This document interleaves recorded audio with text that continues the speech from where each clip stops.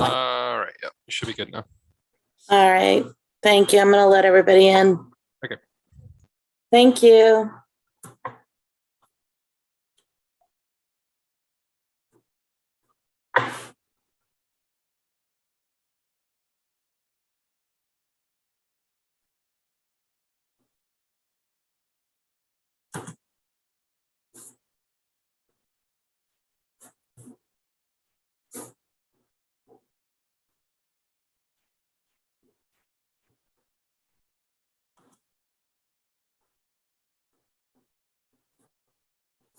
Hi, everybody.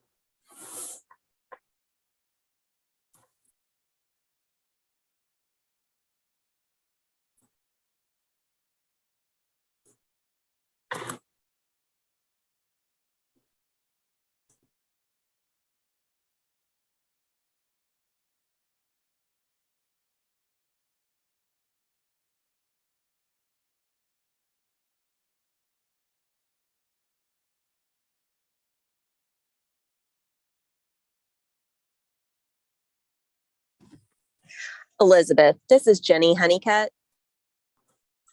Hi, Jenny.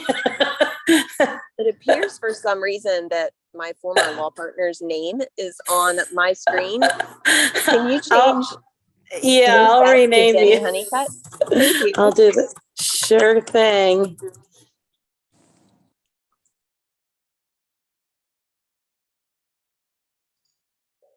Hey gang, how's everybody? We're fine. Hey, Mayor. Good to see you all. Hey, Mr. Mayor. Sorry if I'm a minute late. I was just on the phone with Comcast of all people, and they're going to come to the city in North Charleston next week and give our kids some computers and some free internet service. So that was a good call. Did they give you a range of hours that they would be by the city, like anywhere from like 10 a.m. to 6 o'clock at night? Or? Midnight. Actually, the schools in North Charleston at the military magnet, they're going to give like 50 computers away up there. That's very nice of them. But I'll invite Mayor Summey down here and we'll accept them together. All right, so thank you all for getting together for our James Island Creek Water Quality Task Force meeting. I see a lot of folks here on the Hollywood Squares. Thanks for joining us. Do we have any, everybody I think can see everyone else, but is anyone here new or visiting us? Please identify yourself. So Hi, my name's Ashley Drillo and I work for Charleston County Stormwater. And I recently joined forces with Chris Wanamaker and Brett Champion to look into this TMDL a little bit more. Great. Thank you, Ashley. Nice to have you with us. Thanks. Good afternoon. My name is Brian Blake. I'm also with Charleston County Stormwater, getting involved here with Ashley and Chris and the rest of the team here so we can have a little bit more depth of knowledge. Oh, terrific. Thank you, Brian. Anybody else new or want to just say hello? The floor is open. I did want to formally nominate, and I think I already have a second, to nominate our former council member and task force member, Carol Jackson, who, as you know, really helped get us started with this effort, everyone. Thanks and kudos to her again and again for that. But since she's no longer representing the city officially as a council member, I'd like to nominate her to be a citizens representative on our task force. And I believe I have a second. Mayor? Well, I'll second it. There you go. The two mayors, co-chairs nominate and second your membership on the task force. All in favor, please say aye. Aye. Aye. Aye. By acclamation, Carol, you are once again duly a member of the task force, and we're glad to have you on here and glad to have your help. Appreciate Thank you, it. Mayor. It's my privilege. I'll do my best. All right, so I think we're going to have a watershed management plan presentation. Is that true? Is Will here with us from Terracon or someone from Terracon? I'm not. Mayor, I think I heard through the second hand that Andrew Wonderly had not been able to reach Will Vesey again. And I think the wisdom among the technical group in particular is that we've sort of gone past the introduction of the watershed management plan. So Yep. we've all had it in our inboxes, and if we need to refer to it as time goes on, then I'm sure people who are using it as our guidance will be able to educate us. But I think that's what I understand, that we decided not to bother Terracon with making an official presentation this far into the game plan. Okay, because we've actually had that for some time now, right? Yep. Everybody has seen that or perused it. I looked over it myself. I can't say I was, an executive summary thereof would be a nice thing, but that's okay. All right, so we got our 3 little working groups, and it looks like we need a new coordinator on the technical side. Does anybody want to talk about the technical group and what's going on there? Mark? Well, we've been monitoring the sampling, obviously, which I believe there's a report that was passed out to everybody of the November sampling and what we got. So we've been taking a look at that and trying to come up with maybe some other places where we could do some sampling upstream. So that's what we've been working on. Right. And I looked at the report myself, and maybe I just didn't spend enough time on it, but did you see, did it indicate trend up, down compared to sampling that's been done prior to this? I really didn't see that in my glance through it. Right. And really, this is still early days. We need to get more data so we can, definitively say one way or another where it's going. So I would say that we just, stick with what we're doing, gather the data and take a look at it, several months down the road. All right. And Mayor, no, sir, this is Chris Wanamaker. The human was still low. Bird was actually moderate. Dog was in there too a little bit, but there were some high overall intercoccus counts, some bacteria counts, which were very general, pretty general test. It is more common, intercoccus, just to remind everybody, is more indicative of warm-blooded mammals than fecal coliform. We're sampling them both, but even certain plant matter can increase your test results for fecal coliform. So that's why we're also sampling for it, just to try and get a better idea of it. Like Mark said, it's still early. Hopefully over time, over the next few months, we can get a nice trend line going and show everybody one way or the other. Yes, sir. That'd be helpful. It's always good to know if you're heading in the right or the wrong direction.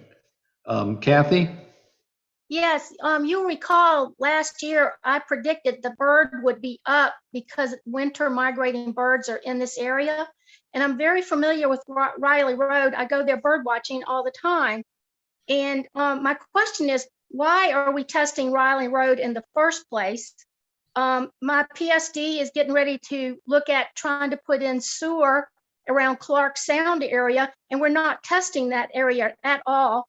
And I object to this Riley Road anyway, because there is sewer on Riley Road. And I just feel like we're wasting our time at Riley Road. So that was for the sampling location for I have to look up which monitoring station it was to satisfy. So we told DHEC that we would sample in 2 different locations. We're sampling in 3, and the Riley Road location was for one of the monitoring station buoys where the samples have been taken at. and it was accessed from a boat landing.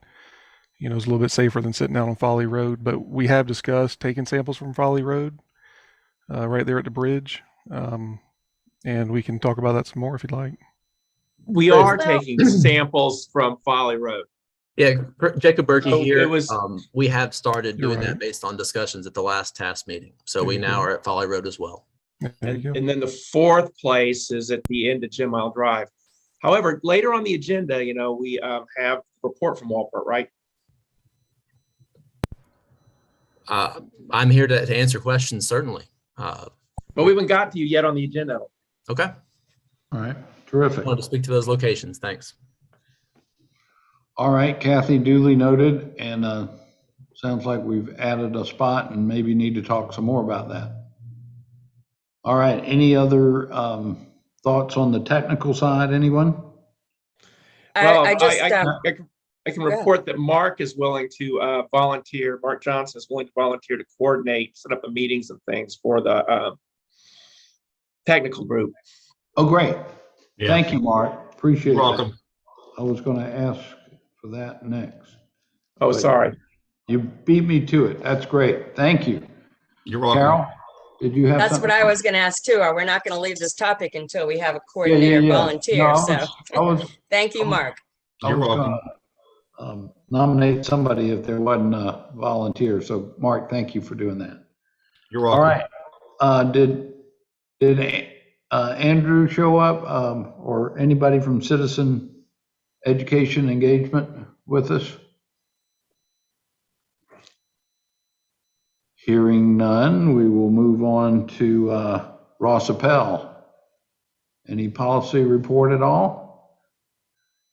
You know, Mayor, I have to admit that the policy subcommittee has not met of late. I think that, you know, last year we came up with a series of ordinance-based approaches, and we had talked about that at these sessions. And I think that my understanding was the sentiment had been moving more towards an infrastructure-based solution. You know, we got the great information from Charleston Water Systems, and we've got our state delegation working on, you know, funding up in Columbia. Mayor Woolsey has been taking the lead over on the town of James Island, and it's almost, I don't want to say that those efforts have kind of mooted the policy approach, but it certainly, I think, has taken a lot of the focus off of that. And, you know, I can just speak for myself where, I mean, I think at the end of the day, this is an infrastructure problem and it's hard. And if we can make some progress on that front, I think we'll all be doing very well. And perhaps we can avoid having to pass an ordinance, you know, mandating hookups and mandating septic cleanouts. And I mean, we've got all that stuff compiled. It's on the shelf. It's just perhaps that may not be the way we need to go if this infrastructure solution is, you know, a better course. Understood. All right. Well, I would like Mayor, to. yeah, I would like to hear, report on- has the town, is there legislation still pending, Mayor Woolsey? No, so we've passed a ordinance that requires septic inspections at least every 3 years. And so that applies throughout the town of James Island. And then in the James Island Creek TMDL area, in the drainage basin, I guess the watershed, the James Island Creek watershed, that ordinance applies, but the town is going to do what we call a baseline inspection of all the septic tanks in the town jurisdiction in that watershed over the next year. I think we're actually are supposed to finish before the end of this fiscal year. I'm not sure we'll be able to do that. I believe that we're in the process of qualifying our first contractor that's going to do work for us in this area. And so I anticipate we'll start doing these inspections. And so this would involve pumping out all the septic tanks and checking the septic fields and drawing pictures of the septic fields and where it is compared to the critical line and so on throughout the area.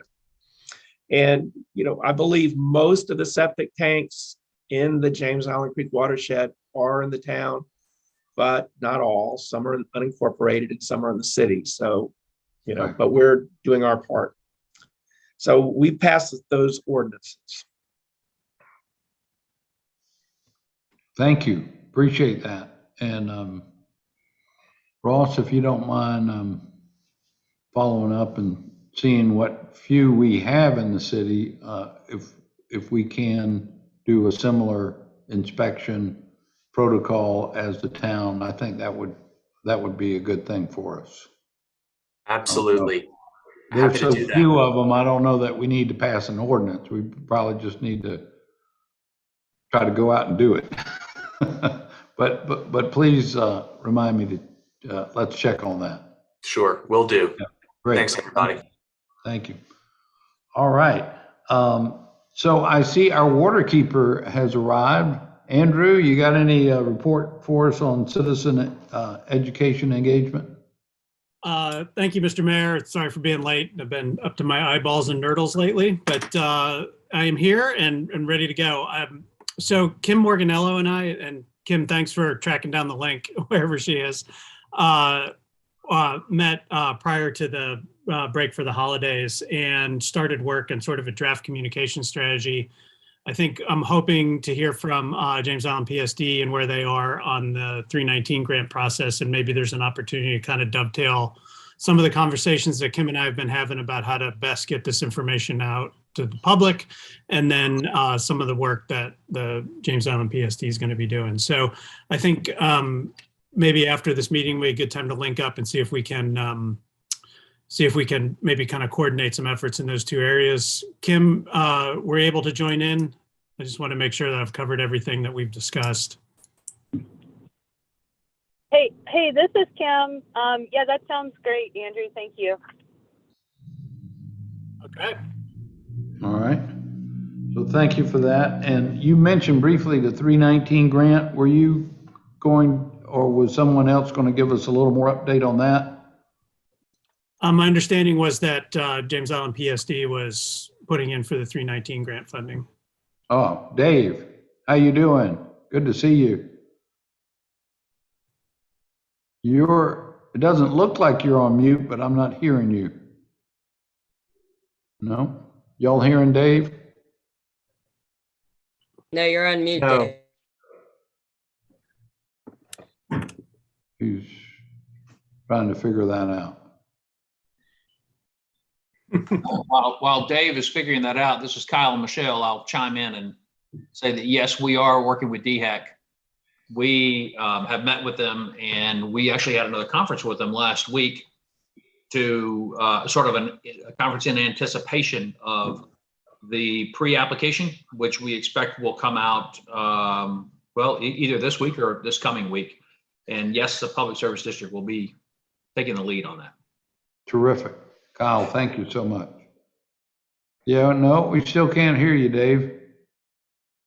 So Sometimes can I you ask have Kyle a follow-up then, please? Sure. Carol? Sir, I know you've been doing a lot to warm up DHEC to all the needs here, and so when you say the pre-app, is that just for the 319 grant process? Because I read in the paper today that the House has now voted. Well, both I think bodies have voted on their versions of the ARPA funding, and they're going to have a conference, obviously, before it goes to the governor. But it looks like that kind of momentum is building. So are you talking about just the 319 pre-app, or will it be a bigger net that they're casting for pre-applications? I think maybe Spencer was going to report to us on that in just a minute, Carol. Absolutely. Yeah. I'm going to let her report on that. Well, but if you want to, I think the pre-application meetings that Kyle is talking about are just for the 319. And so, and sorry to be driving while we're having this, just still on the road back from Columbia, but whenever the appropriate time is, I can give a quick update on the House ARPA funding. Right. And let me just say this very fast, Carol, that yes, the 319 program is DHEC's administration of a federal program. So that's EPA federal money that comes down. And so what we will be applying for is that amount that's nowhere near the total cost of what we're going to do for those items that the 319 program can pay for that are part of the project.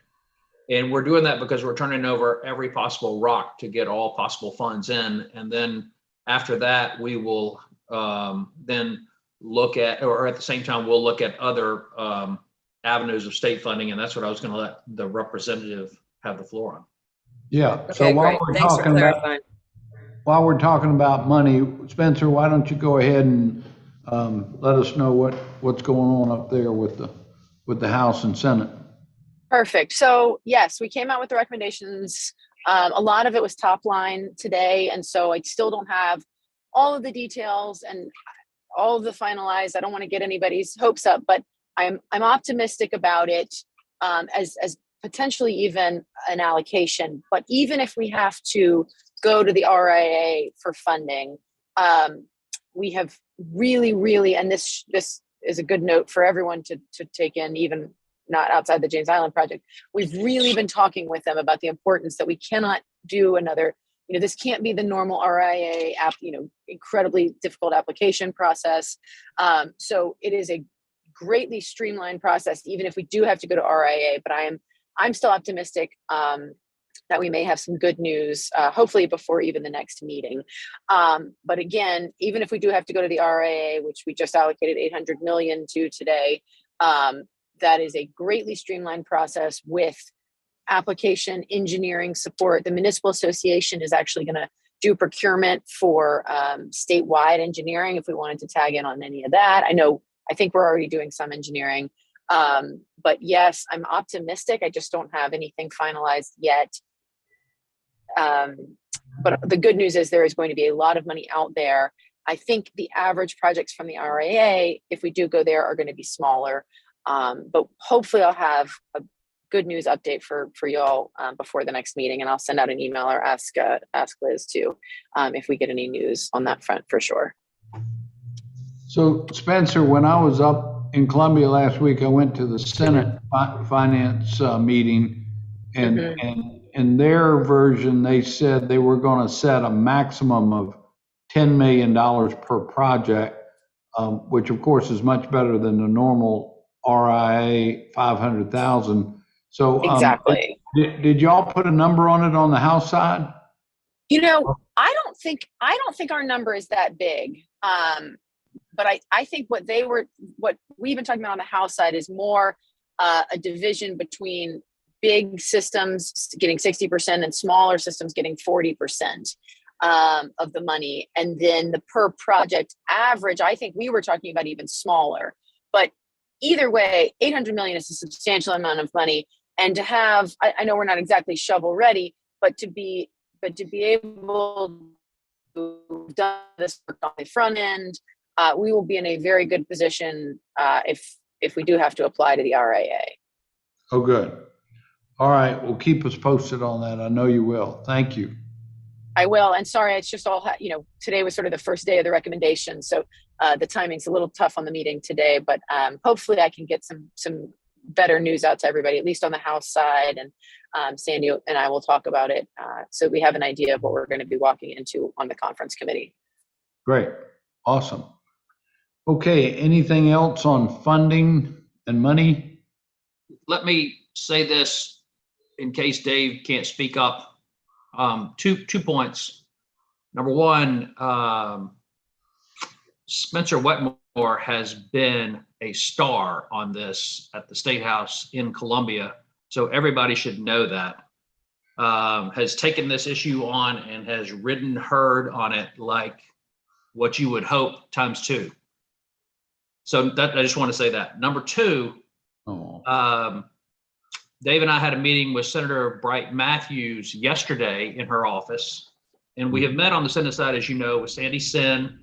We've spoken and met with Chip Campson, and Senator Bright Matthews was so interested in meeting with us and really wanted to know about this project because her new district is going to have more than a little bit of James Island in it. So she is very interested in finding a way to quote unquote, introduce herself to her new constituents through supporting something like what we're doing.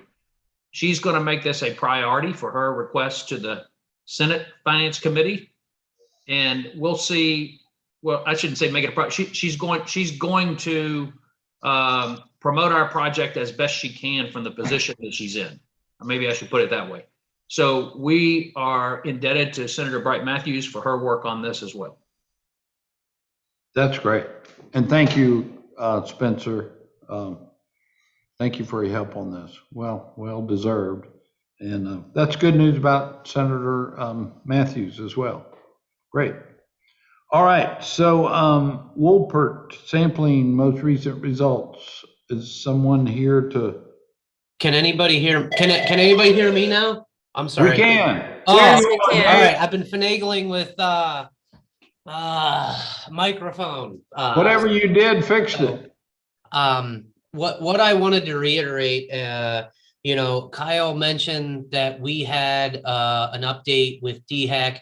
It was the 31st of January. And what we were trying to establish is how the 319 money can apply to this project specifically.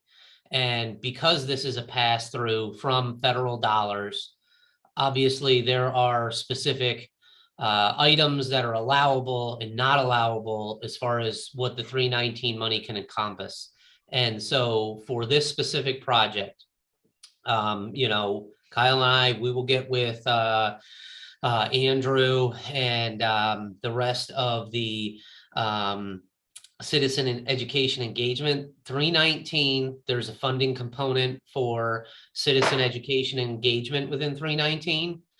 The other larger piece of the 319 funding would be associated with hooking up the homes to the sewer. So the 319 money is not going to be used for engineering soft costs or even putting the sewer mains on the streets within the neighborhoods. The 319 money is going to be used to connect the homes off of the septic, abandon the septic, and then hook the homes onto the actual sewer mains. That's what the 319 funding can be used for. There's specific timeframes within the 319. So if we're awarded the money, it has to be spent in 2 years. And that's what we're trying to understand, the timing. How is that going to be in relation to award to actually being able to hook up the homes? And, I got my fingers crossed. Spencer is going to come back with fantastic news by next meeting, and we are rocking and rolling on this. And that's going to make a lot more money, or a lot more sense to get the money now for the 319 versus later. But at a minimum, the 319, as far as the citizen education and engagement, we can help run point on that as well. Great, thank you. Andrew? I just want to add, the 319 RFP came out this morning, and I've just sent it to Kyle and Dave. So should be in your email inboxes. Perfect. Thank you. Terrific. Thank you, Andrew. All right, let's move on to Jacob Berkey with Wolpert to tell us what's going on with the sampling. All right, thank you, Mr. Mayor. Has the committee had a chance to review the memo? Was that distributed? It was. Okay, excellent. So at a high level, we have another season of data under our belt. We've got summer and fall that have been collected and analyzed. More work to be done.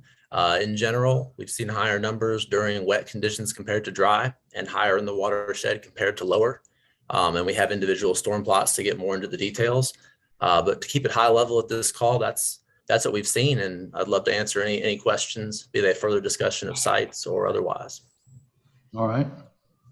Well, I know we have a lot of experts on the call, but how about for laymen, explain why you see that differential in wet and dry sampling?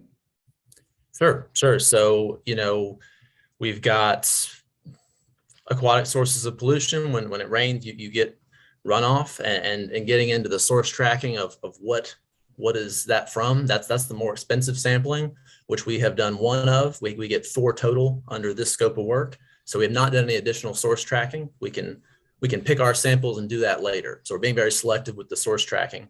But generally it varies because you've got a tidal system where you've got runoff moving into it and then moving back and forth and eventually making its way out. So grabbing one sample at a given tidal condition, it tends to vary quite a bit at others. So that's why, the dynamics of the system are why you see the variability.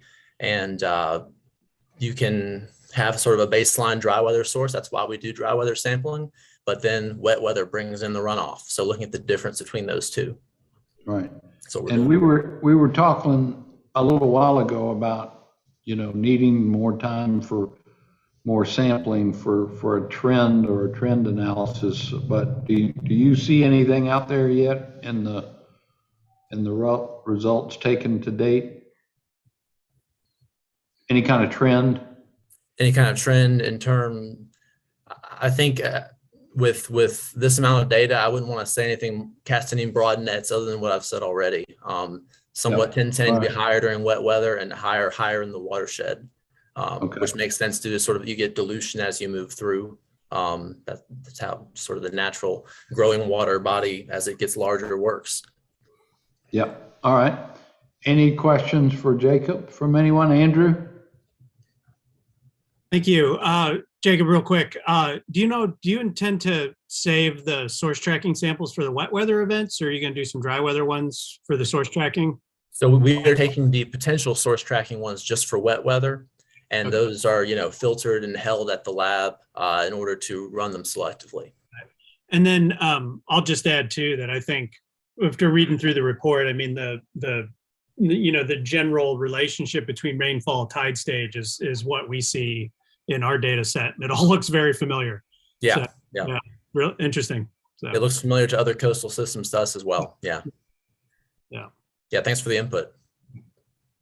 So, Philip?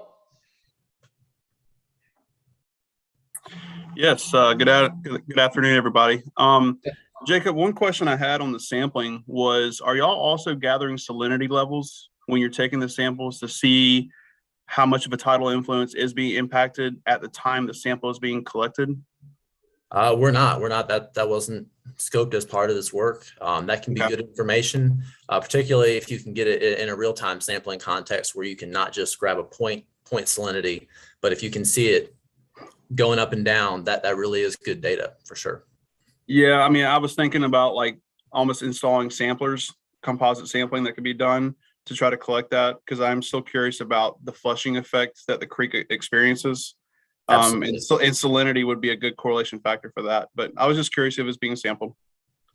Yeah, not currently is relevant data, but that's another level and something, this doesn't happen in 1 month. It's an ongoing effort. Definitely something we could potentially add in. Sure. Okay. Thank you. Sure. Thank you. So I have a question. The source sample was taken in in September. Yes, we went with our summer wet weather for that source sample.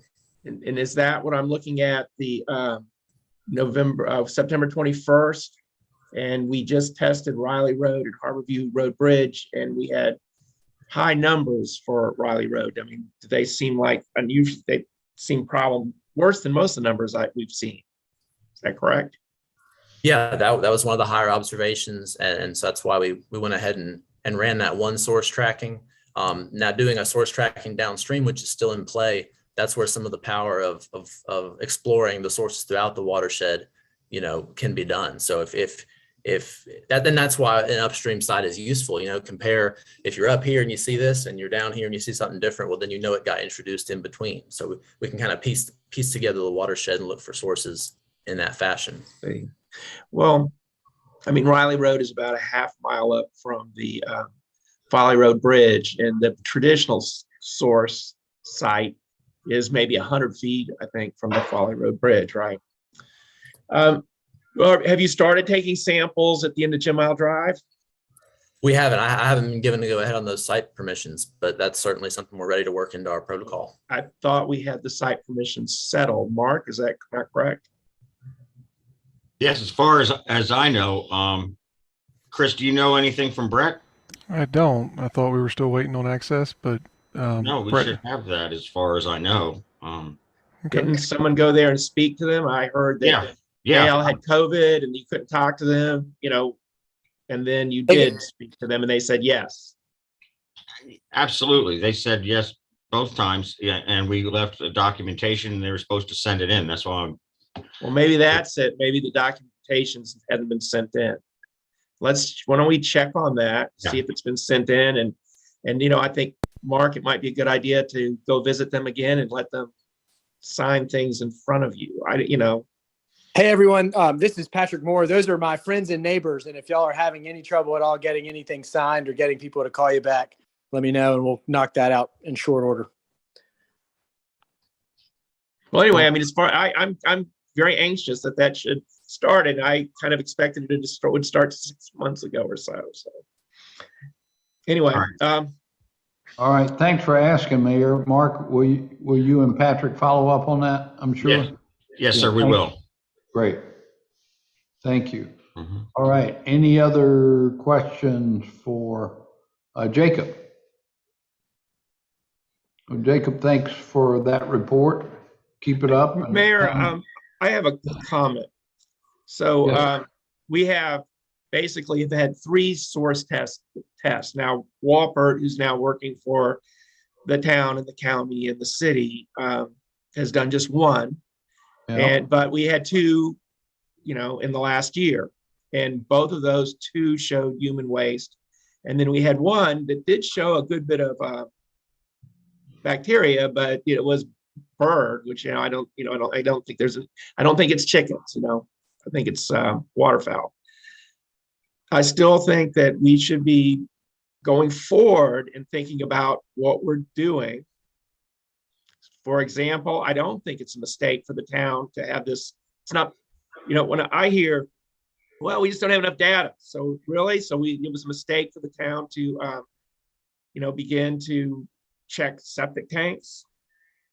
Is it a mistake to pursue sewer improvements? Maybe there's, so I just think the information we have is still, the majority of the information is that it's human. And I think that unless we continue getting different information, we should continue to move forward with our current plans, which reflect the study, not the TMDL study to some degree, but also our watershed study.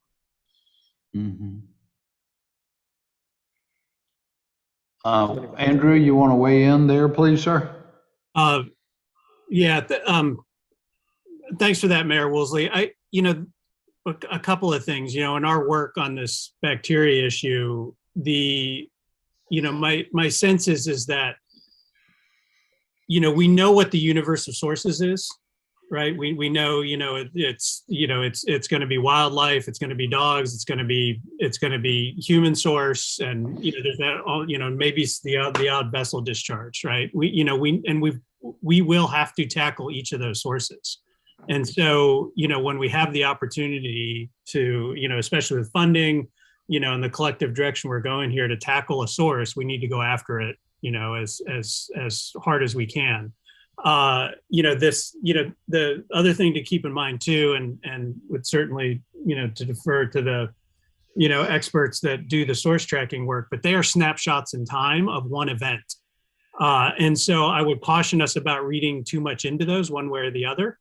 I think they're important information about the types of sources that are out there and their contributions, but they are snapshots in time. And, we could spend millions and millions of dollars and never have a definitive answer, but we know at the end of the day, we're going to have to tackle all of the sources of bacteria to James Island Creek in order to make it safe for swimming. So I'll get off of my soapbox after that. So am I hearing that we should be doing something different technically or sampling wise or location? And if so, I don't know that this is the forum to make those decisions, but I guess I would kick it back one more time to Mark Johnson and his team to come back to us next time. If y'all really think we need to be doing something different, let's talk, y'all make a recommendation to us and let's see what we need to do to make that happen, would be my suggestion. Definitely, Mayor. I'll make sure that we discuss that at our next meeting. Great, thank you. Mhm. Mayor, does that give us a path forward to your concern, Mayor Woolsey? I think we should continue moving forward with the regulatory and infrastructure approaches that we have. I think that's the right way to go. And I think we should continue testing. Yeah. As well. We will. Yes, sir. All right. So next up is a little report from Charleston Water System about Plum Island. I see Ken and Mark, and who else is there? Is that Russ? I can't see. Yes, Mr. Mayor, how are you? This is Ken Hill. Great. Welcome. Thank you for having us on the agenda today. Yes, sir. We are, four of us are gathered here in Mark Klein's office, since he's got the nicest monitor. But Mark's here. He's our assistant CEO. Everyone knows me, Ken Hill. Don Benjamin is our director of engineering and construction. And over here to my right, which you may not be able to see off the screen, is Mike Saya, who's our communications director here at Charleston Water. And also on the call is Baker Mordecai, who's our director of wastewater collection. Oh, yeah. Hey, Baker. All right. What y'all got?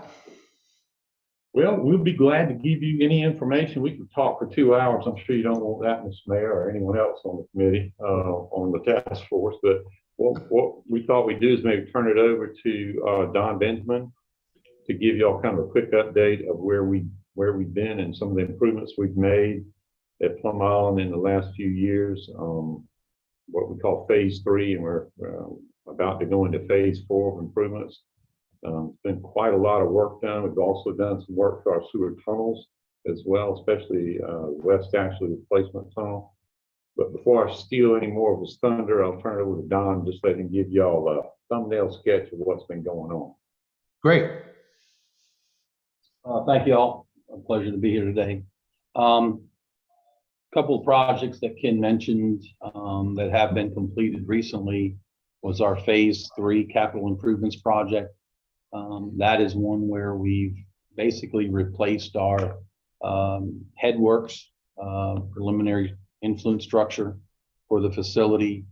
We added new primary clarifiers and an oxic selector in the secondary clarifier. So kind of big, heavy process tankage project.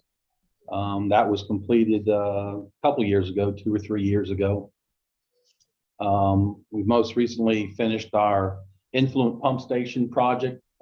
That's part of the phase 5 West Ashley sewer tunnel replacement. That project started back in 2013, and we completed that around 2019 as well. So those were 2 major projects that we have completed that took a number of years to complete. So following on the phase 3 project, we now have what we call our phase 4 project, capital improvements. That project has been in design for about 2 years now. It's a construction manager at risk project, CMAR project. And we've had a contractor on board for pre-construction services now for about 6 months. The total value of that project, just to give you an order of magnitude, is about $80 million in construction. The brunt of that project is for a new solids handling building. That's going to replace our existing solids handling. We're also going to replace our existing effluent pump station that hasn't been working for a number of years, but we're going to replace that. We're going to add another primary clarifier, and we're going to add two new secondary clarifiers.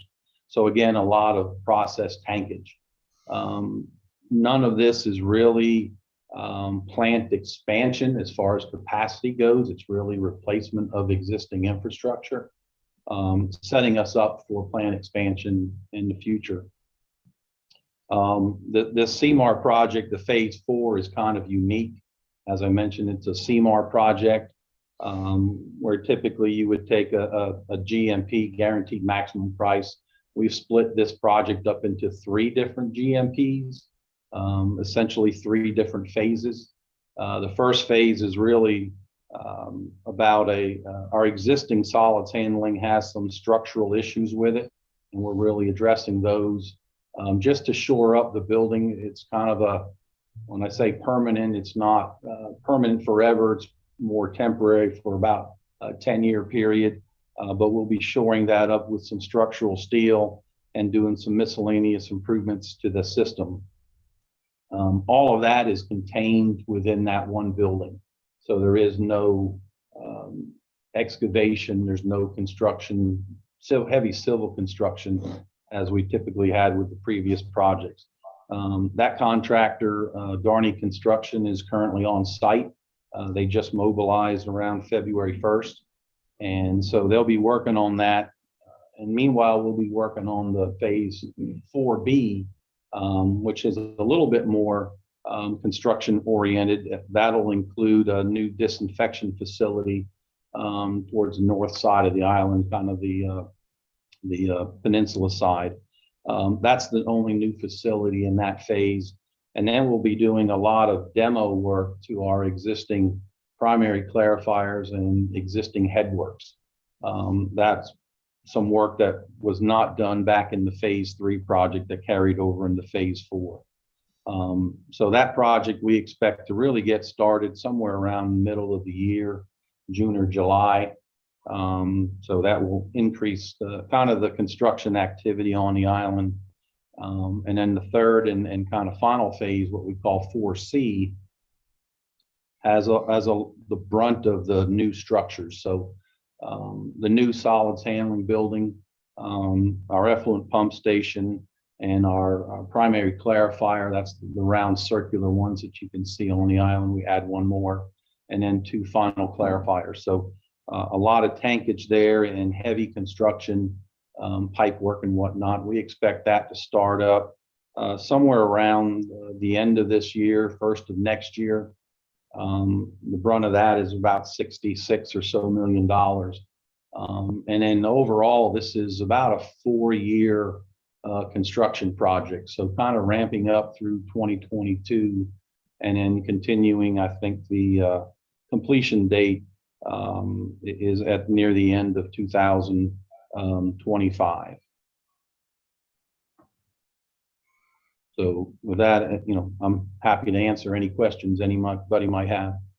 It's a continual operation, I can tell you, just keeping up with regulatory requirements, keeping up with growth in the Charleston area, and just keeping everything operated and maintained over there. So, aging infrastructure, absolutely. Sustainability is the key. So we're glad to answer that question. That's terrific and a big investment. But if I may just ask a simple question, for all that money invested in additional clarifiers, and I know even currently you're meeting, DHEC requirements and all like that. And of course, your effluent is more going into Charleston Harbor than in the creek. But at the end of the day, does all this investment give us a better water quality of effluent of what y'all are pushing out? Or it's just kind of maintaining the status quo and preparing yourself for future growth? That's it. And improve reliability. Right. Improve the what? Reliability. I see. Okay. The plant meets all the EPA standards for effluent quality already. So it maintains our ability to do that, as well as plan for future growth and expansion of the plant. It sets it up well for that. Yeah. It addresses some aging infrastructure needs, especially on the biosolid side. A host of things for addressing sustainability and reliability of the operation. And as most of you probably know, you mentioned that, Mr. Mayor, the treated effluent actually goes out 3,900 feet, something like that. fairly long way out into Charleston Harbor. It's very high quality effluent. We not only meet our regulatory requirements for DHEC and EPA, we far exceed what's required in those areas. And we're very proud of that fact because we feel like we've done a lot to help clean up Charleston Harbor over the years. But it's not just a matter of meeting; it's far exceeding. I can promise you. I can assure you. Obviously, we don't like to brag at all, but we won quite a few awards for our effluent over the years in national organizations. But be glad to answer any more questions. I'd like to see the logo for that award. I think that would be very interesting. Can I ask just one follow-up question that maybe we should put it on the agenda for our next meeting, Mayor? It occurs to me that back a year and a half ago, or however long it was, excuse me, we were listening to CWS and the PSD talk about getting serious about better redundancy in the pipes that carry to Plum Island. So maybe we could put that on as an item that we would like to know more about next time. All right. All right. Commissioner Woolsey, Kathy? Yes, I would like to know what specifically Charleston Water Systems are doing to repair leaking pipes and to prevent stormwater into getting to their sewer pipes. When stormwater overflows into sewer pipes, it causes sewage overflows. And I just want to know what they're doing: smoke testing, relining pipes, redoing their tops to their manhole covers to prevent stormwater from getting into those pipes, because their pipes go into our pipes. And when we get a rain event, there's a lot of storm water coming from their pipes. And we would like that storm water to not come into our pipes and cause overflows. So what are they doing in the next 2 years to repair and maintain their pipes on James Island? That's my question. Thank you. Ken, you want to? That's a great question. I might ask Baker to follow my lead on this if he might, being the director of wastewater collection. We do a little bit of everything when it comes to what we call I&I reduction, inflow and infiltration reduction. We do main relining, we do televising of sewer mains, we do relining of laterals, we do smoke testing to find out where there are defects in the system. We even have a program on our system. So of course on James Island there are two systems, PSD and ours, and I know they do very similar work to what we do. We even go so far as to replace cleanout caps in individuals' residences in their yards. And believe it or not, one of the primary sources of infiltrate or inflow is that darn cleanout cap in the front yard that gets hit by the lawnmower during the summer and gets cracked, and then when it rains, water flows in there and goes right into the system. And so we have programs in place where we have carrots and sticks, you might say, to incentivize homeowners to replace those caps, and if they don't, we can even do it ourselves. But I'll turn it over to Baker and let you tell him some of the programs and some of the projects that we've done in the past. We have a very active program with regards to I&I. We even calculate our return on investment for some of these projects that we've done in the past, and they have been phenomenally successful. Some of the ROIs are less than a year in terms of the money being spent versus the amount of flow that's being removed from the wastewater plant, but I'll be quiet and let Baker take it from here. Well, I would just start with the results. You know, we have a very active, systematic process for prioritizing our areas and targeting them for II reduction. And our flows today are just a little bit higher than what they were 15, 20 years ago. And so we do have aging pipe in our system, and we're continuously looking at that pipe and repairing it. We do a tremendous amount of lining work. Just in West Ashley alone, we've lined over 26 miles of pipe. And so we continue to do that. Hydro structures under contract with James Island PSD just completed a study. We do have some high infiltration inflow from 2 of our pump stations that discharge directly into the James Island PSD. We're in the process of investigating those 2 basins and are providing the results to James Island PSD kind of in direct cooperation with James Island and helping them reduce their issues. In James Island, we're very fortunate. Our system, we have about 25 pump stations, and they were actually designed to handle a lot more flow than we receive. And so stormwater events have not been a capacity problem at all with any of our stations over on James Island. That's not to say that that's the case elsewhere in our system, but that is certainly the case on James Island. And if I may, Mr. Mayor, I want to take this opportunity because Ms. Woolsey's question is a very good one, to tell you another initiative that we actually embarked on just recently. We actually finished, I guess, today. And it has to do with an idea that we thought would be appropriate just from a due diligence point of view for the operation of our sewer system in conjunction with the James Island PSD. And so we coordinated with Dave and with David and decided that it made sense in the grand scheme of things, and especially with regards to the Water Quality Task Force, to look at our pipelines, our specific pipelines that either parallel or cross James Island Creek. And specifically, we're talking about force mains, which you don't know that terminology, are pressurized sewer lines. These are lines that are on the downstream side of a pump.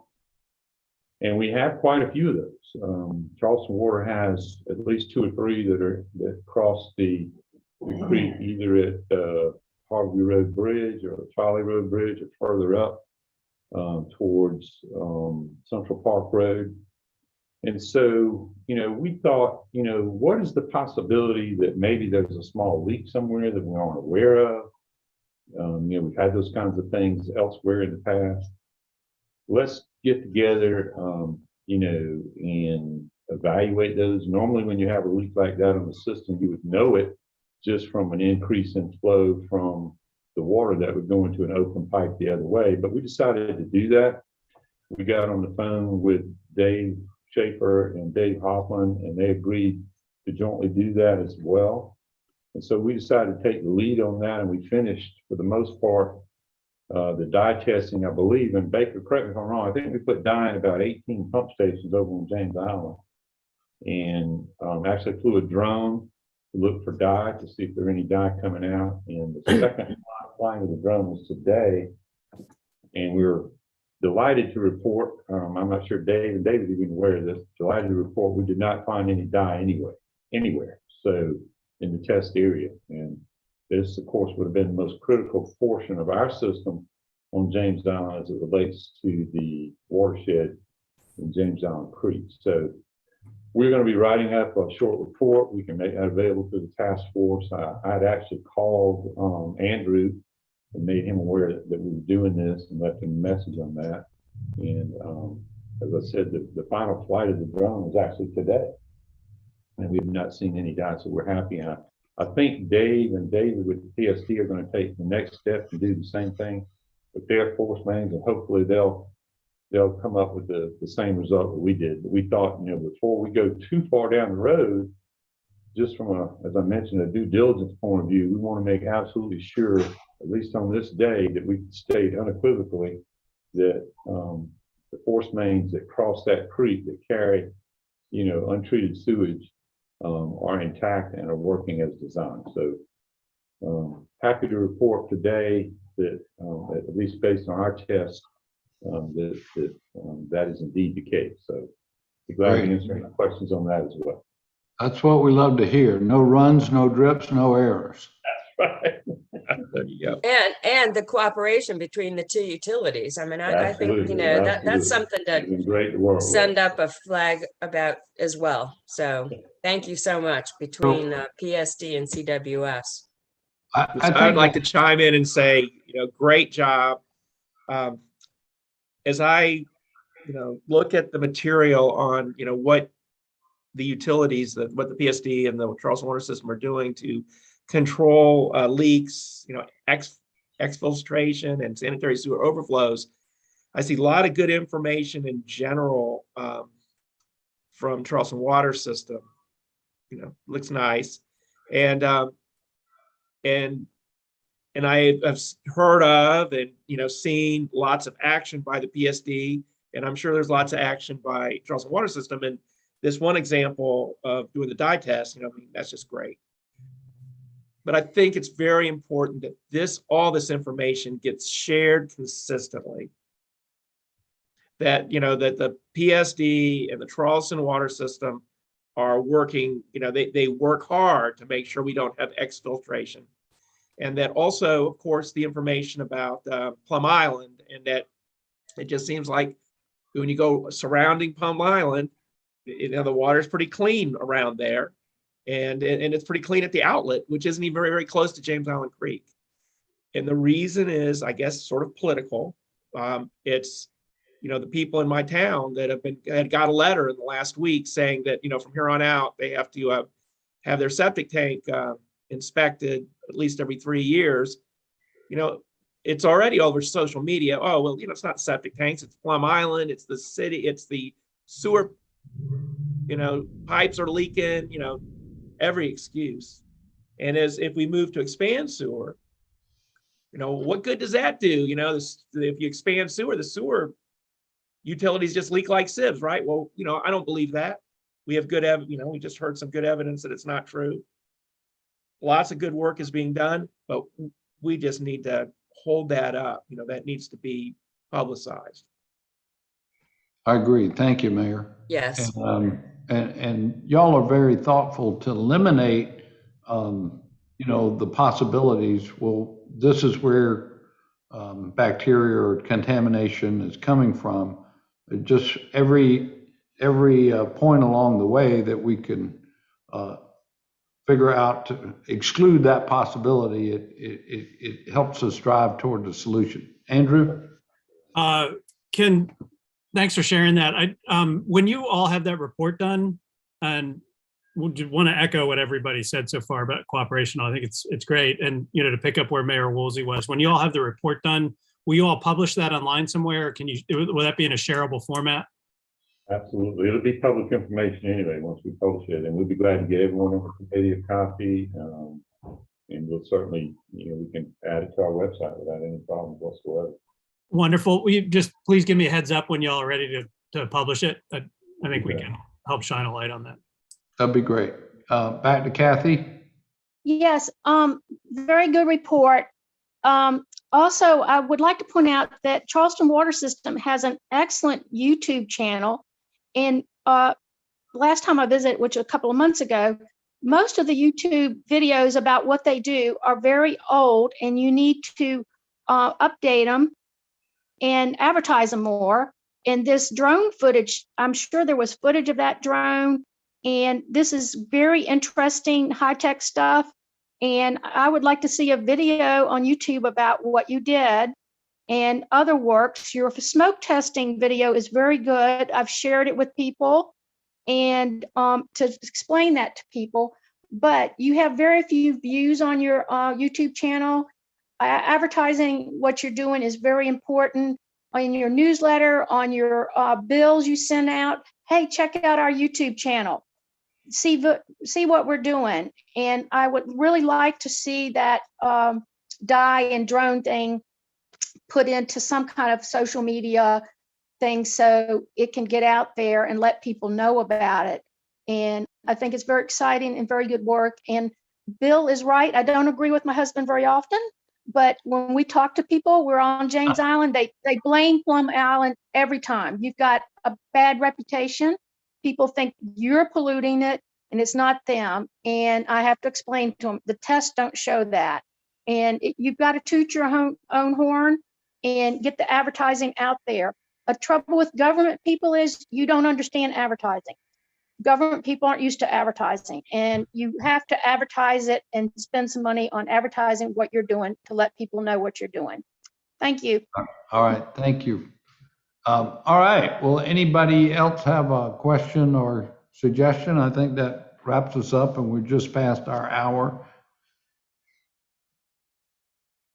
Anything else from anyone? Okay, our next meeting will be Thursday, April 28th.